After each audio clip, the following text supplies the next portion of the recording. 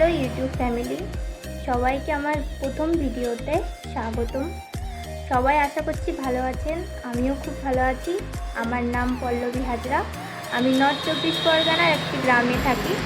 তো আমি আজকে থেকেই ভিডিও স্টার্ট করছি। আশা করছি সবাই আমার পাশে থাকবেন, আমাকে সাপোর্ট করবেন আর অন্য অন্য ইউটিউবারদের মতো। তো আমি বেসিক্যালি ভিডিও দেব হচ্ছে লাইফস্টাইল নিয়ে কিংবা অন্যান্য অনেক কিছু নিয়ে। আমি যেখানে এখন আছি সেখানে আমি কাজ করি। এটা একটা মার্বেলের দোকান। তো এখানে আমি আছি, সকাল থেকেই আমার ডিউটি স্টার্ট হয় 8:30 থেকে।